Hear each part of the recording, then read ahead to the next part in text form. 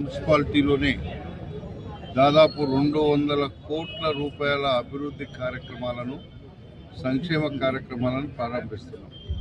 అందులో భాగంగా ఇక్కడ దాదాపు 2.5 కోట్ల రూపాయలతోని డిఎంఎఫ్ ఫండ్స్, డిస్ట్రిక్ట్ మినరల్ ఫండ్స్తో నిర్మించినటువంటి మండల ప్రజా పరిషత్ ఆఫీస్ కానీ, మండల రెవెన్యూ ఆఫీస్ అండ్ అదేవిధంగా ఇంకా కాంపౌండ్ వాల్ జరిగేది ఉంది, అది కూడా నిర్మిస్తాం.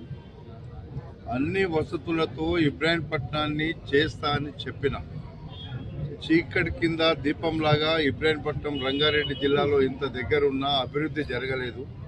అందుకే ఈరోజు రోడ్లు కానీ, డ్రైనేజ్ వ్యవస్థ కానీ, ఇక్కడ ఉండేటువంటి సౌకర్యాలు కానీ సరిగా లేక అస్తవ్యస్తంగా మోరీల ముందు, డ్రైనేజ్ ముందు ఇళ్లలో అన్నం తింటుంటే నేను చూసినటువంటి రోజులు ఉన్నాయి. అందుకే ఈరోజు 7.5 కోట్ల రూపాయలు డ్రైనేజ్కు, రోడ్లకు ఈరోజు ఇక్కడ ఫౌండేషన్ వేస్తున్నాం.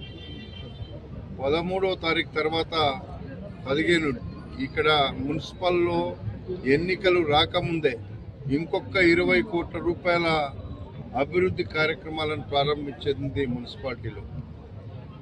ఇబ్రాహీంపట్నం చెరువు కట్టకు దాదాపు 20 కోట్ల రూపాయలు ఇచ్చాం. ఈ మెయిన్ రోడ్ ఎక్కడైతే మెయిన్ రోడ్ వేస్తున్నామో సెంట్రల్ లైటింగ్తో సహా ఈ మెయిన్ రోడ్డును దాదాపుగా 50 కోట్ల రూపాయలు ఇప్పటికి ఇచ్చాం. ఇవన్నీ కూడా ఈ ప్రాంత ప్రజల యొక్క సౌలభ్యం కోసం. ఈ ప్రాంత ప్రజలు ఎప్పటి నుండో ఇబ్రాహీంపట్నం అంటే అస్తవ్యస్తంగా, అభివృద్ధి జరగక, ఒక మారుమూల గ్రామం కంటే కూడా అధ్వాన్నంగా ఉన్నటువంటి ఈ ఇబ్రాహీంపట్నం హెడ్ క్వార్టర్ను అన్ని విధాల అభివృద్ధి చేసి చూపిస్తా అని చెప్పిన ఇవాళ చేసేటువంటి కార్యక్రమాలను మొదలుపెట్టినాం. పూర్తి కూడా చేస్తాం. ఇబ్రాహీంపట్నం ఒక పట్నం మాదిరిగా తీర్చిదిద్దేటువంటి బాధ్యత నాది అని చెప్పిన ఇచ్చిన మాట తప్పకుండా ఇక్కడ ఉండేటువంటి సమస్యల పరిష్కారాన్ని చేసుకుంటూనే పేద ప్రజల యొక్క సంక్షేమ కార్యక్రమాలు చేస్తున్నాం. ఈరోజు పేదలకు ఇందిరమ్మ ఇండ్లు ఇవ్వడం కావచ్చు, సన్న బియ్యం ఇవ్వడం కావచ్చు, రేషన్ కార్డులు ఇవ్వడం కావచ్చు, ఆర్టీసీ ఉచిత బస్సు కావచ్చు, 200 యూనిట్ల కరెంటు ఫ్రీ కావచ్చు. ఇవన్నీ కూడా ఇబ్రాహీంపట్నం చౌరస్తాలో ఎన్నికల ముందు నేను చెప్పినవి. ఇవన్నీ చేసేటువంటి కార్యక్రమం, ఇబ్రాహీంపట్నాన్ని రూపురేఖలు మార్చేటువంటి కార్యక్రమమే ఈరోజు మొదలుపెట్టిన కార్యక్రమం.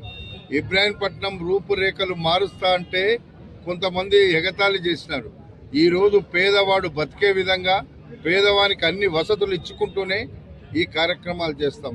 ఇప్పుడు నేను వస్తుంటే ఇక్కడ అయ్యా మా డబ్బులు పోతాయి, మా వ్యాపారం పోతుందేమో అని మీరు ఎవ్వరు భయపడకండి.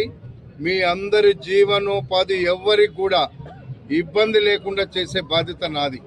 అవసరమైతే ఎక్కడైనా ప్రభుత్వ స్థలం ఉంటే కూడా ఇచ్చన్న పేదవాళ్ళని ఆదుకుంటాం. గతంలో పేదవాళ్ళ దగ్గర 500-1000 రూపాయలు రోజు వాళ్ళు బతకడానికి కూర్చుంటే అక్కడ కూడా వసూలు చేసిన రోజులు మేము చూసినాం. ఇవన్నీ దుర్మార్గులు చేసిండ్రు.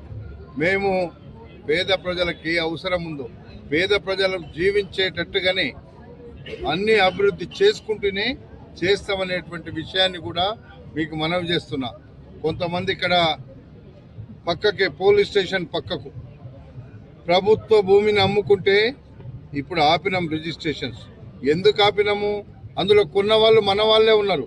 అవసరమైతే వాళ్ళకి ఇబ్బంది కాకుండా, కొన్న వాళ్ళకి అన్యాయం జరగకుండా చేస్తూనే ఎవడైతే తిన్నాడో వానితో కక్కించడానికి ప్రయత్నం చేస్తున్నా తప్ప పేదవాళ్ళకి ఇబ్బంది కాకుండా, ఎవరైతే కొన్నారో వాళ్ళకి ఇబ్బంది కాకుండా వాళ్ళని ఏదో రెచ్చగొట్టే ప్రయత్నం ఎవడన్నా చేస్తే కూడా వాళ్ళని నేను ఆదుకుంటా తప్ప ఎవడు ఆదుకోలేడు. వాళ్ళు కొన్న వాళ్ళకు కూడా నష్టం జరగకుండా చేసే బాధ్యత నాది. ఎవడైతే అన్యాయంగా పేదవాళ్లకు అమ్మిండో అదంతా కూడా ప్రభుత్వ భూమి. దానికోసమే మేము ప్రయత్నం చేసినాం. ఆ రోజు నేను ఇందిరమ్మ ఇండ్లు కట్టిస్తానని అఖిల పక్షాన్ని పెట్టి ఇందిరమ్మ ఇండ్లు కడతామంటే రాత్రికి రాత్రి ఓఆర్సీ తెచ్చుకొని ప్రభుత్వ భూమిని తెగనమ్ముకొని మింగినటువంటి దుర్మార్గులను మరి బుద్ధి చెప్పాలి కాబట్టి ఆ కార్యక్రమం చేసినాం.